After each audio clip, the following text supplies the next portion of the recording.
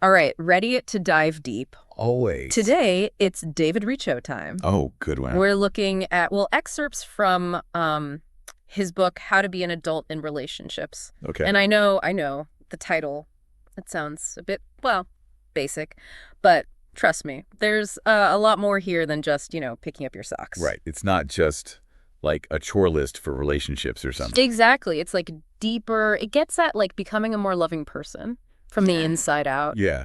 And then how that changes all your relationships. Yes. Not just the romantic wise. Because let's be honest, who hasn't grabbed a relationship book thinking, this will fix my partner? Oh, yeah. That magical fix, right? Right. But maybe the real change starts with us. And that's where I think Richo's ideas about this mindful loving thing come in. Mindful loving. And he connects it to psychology and spirituality. Yeah. Which, when you think about it, makes sense, right? it totally does. Our baggage, our beliefs about love, it all comes from somewhere. It does. Okay, so let's get into it. Richo has this thing, he calls it the 5 A's. Okay. They're like the essential ingredients for healthy love. So we got attention, acceptance, appreciation, affection. Not quite the list, huh?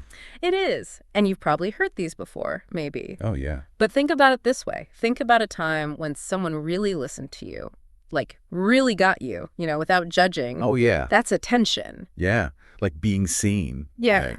It's powerful. Powerful. Makes me think, like, where did we first learn about these A's? Or the lack of them? Well, that's where things get interesting. Richo says our childhood, especially with our caregivers, really shapes how we give and receive love as adults. Oh, interesting. But he's not about blaming parents. Right. It's more about, like, understanding those early patterns, So even if things weren't, like, perfect growing up, we can still learn to do things differently now. Exactly. He gives this example of a kid who's afraid to go to school. One parent might mirror that fear and say, it's okay to be scared, I'm here for you. Oh, okay. Right? Yeah. That's giving them the A's, the attention, the acceptance, the affection, versus the parent who's like, stop being a baby. Everyone goes to school. Ooh, yeah. Not very accepting. No, not at all. And over time, these repeated experiences, they shape us. Like how we see ourselves and how we relate to others. That makes sense. Yeah. So for our listener, like, why should they care about these 5 A's? It's not just like kids stuff. No, not at all. These are like fundamental to all relationships. Think about your friends, work relationships. Do you feel seen there? Appreciated? Yeah, that's a good point. Are you allowing yourself to be vulnerable? Ooh, that's a good one. Yeah, because it's like if we didn't get enough of these A's, maybe we're like looking for them in the wrong places as adults in ways that aren't healthy. Yeah. Yeah. And that brings us to another big thing Richo talks about, the difference between love and neediness. Okay, love and neediness. Two very different things. Yeah, I think we've all been in relationships where it felt more about getting our needs met than like actually loving. Totally. We kind of come in with all this, baggage from the past. Like maybe we didn't feel valued as a kid, or we always had to be the responsible one. Right. And we're looking for someone to fill those gaps. Yes. Like hoping our partner will finally make us feel secure or worthy or something. Yeah, it's a lot of pressure to put on someone. It is. But what if, and this is where Richo gets kind of radical, what if those holes, like the things we're missing, are actually opportunities? Ooh, I love that. Yeah. It's flipping the script. Yeah. He says, instead of seeing those needs as weaknesses, they can be like motivators for self-discovery. That ache you feel, it's telling you something. It's pointing to something, yeah. Exactly. Pointing you towards what you need to work on within yourself. So instead of expecting someone else to complete us, we become more whole on our own. More whole, yeah. But how realistic is that? Like, we don't need anything from our partners. Well, he asks this question in the book. It's a good one. He says, like, what percentage of your needs do you expect a partner to fulfill? Oh, that's good. It's not about becoming totally self-sufficient. Right. It's more about, like, how much are we putting on someone else? That's a good way to put it, because it's like if I'm expecting my partner to constantly reassure me because, I'm insecure. Right. Maybe that's my work to do. Maybe that's something to look at, yeah. Yeah, but how do we do that? Like, actually fill those gaps ourselves? Well, that's where, those 5 A's come back in. Okay. If we can learn to give ourselves attention, acceptance, all of that, we start to, fill those gaps from the inside. From within. Yeah. And then we're less needy. Mm. We can love from a more whole place, Mm. you know? Yeah, okay, that makes sense. Yeah. But relationships, they aren't always easy. No, they're not. What about when conflict comes up? Which it always does. Right. And this is where I think understanding the stages of love can be really helpful. Okay. Richo talks about, romance, conflict, and commitment. Each one, has a purpose. I like that. So romance, that's the initial spark, the excitement. It's also a lot of projection. So much projection. We're Yeah. seeing the best in someone. Yeah, or maybe even who we want them to be, not who they are. Exactly. It's not the whole picture. Right. And then, as we get closer, conflict's going to come up. It's natural. It's inevitable, yeah. And it's how we handle it that matters. Mm-hmm. Does it make us stronger or tear us apart? That's a good point. And this is something I personally struggle with, like the urge to avoid conflict Yeah. at all costs. Yeah, a lot of people do. But you're saying it's actually healthy. It can be. Think about it like this. Conflict, it helps us see the shadow side, both in ourselves and in our partner. Okay. It's a chance to learn, to communicate, to become more conscious. So instead of seeing it as like a threat, it's more like an opportunity. An opportunity for growth. For growth, yeah. Individually and as a couple. Okay, I like that. Yeah. And that leads us to commitment. It's not just about staying together. Right. It's about choosing to keep working on things. Even when it's hard. Even when it's tough. Yeah. Which probably means, facing some of those shadows head on. So how do we do that? Like in a way that's constructive, not just ending up in a screaming match. Right. Well, this is where Richo gives us some really practical stuff. He calls it addressing, processing, and resolving.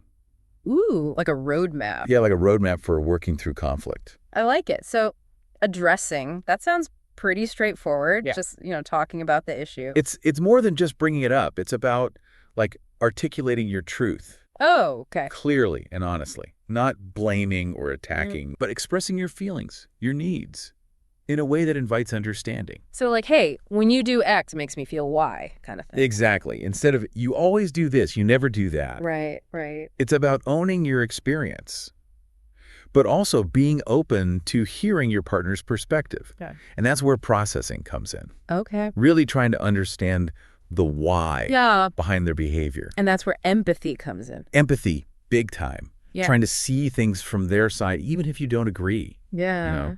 But what if you get stuck there? You understand each other, but you still can't resolve the issue. Yeah. What then? That's resolving. Working together to find solutions. Solutions. Okay. Maybe it's a compromise or setting boundaries Right. or just agreeing to disagree. It sounds like it takes a lot of maturity. It does. It's a process. Yeah. And willingness to work together. Yeah. But what if, even with these tools, you keep hitting the same roadblocks? Oh, yeah. That happens. Well, Richo talks about this big obstacle that gets in the way a lot. The ego. The ego. That inner voice that's driven by fear, insecurity. Yeah. Always needing to be right. We all have it, right? Oh, yeah. We all have it. But how does it mess with our relationships? Yeah, it's it's always trying to protect itself. Right. Even if it sabotages the whole relationship. It's what about me? Am I getting enough? Am I safe? That voice can be so loud. It can. It makes us defensive, jealous, controlling. All the things that push people away. Exactly. So how do we quiet it down? Make room for, actual love? Well, Richo talks about mindfulness as the antidote, basically. Okay, mindfulness. So that's what? Noticing those thoughts, those feelings? Yeah, notice But them. not getting swept away by them. Right, not letting them run the show. So instead of instantly reacting, to that jealousy, that urge to criticize, we pause. You pause and observe it. Okay, I can see that. And in that pause, you have a choice. The choice, yeah. You can ask, is this helpful? Is this going to bring me closer or push them away? That's good. It reminds me of that quote, between stimulus and response, there is a space. Oh, yeah. In that space lies our power to choose. You know the one. I love that one. Yeah. It's so true. And Richo, he actually shares this story about a couple, Celine and Jesse. Yeah. They're really struggling with this ego thing. Okay. Celine, she has this fear of engulfment, losing herself in the relationship. I think a lot of people can relate to that, especially if they really value their independence. Oh, absolutely. And Jesse, he's got the opposite problem, fear of abandonment. Oh, so you've got the classic push and pull. Totally. She pulls away, needs space. Right. He clings tighter, terrified of losing her. Oh, that's got to be tough. It creates a lot of tension.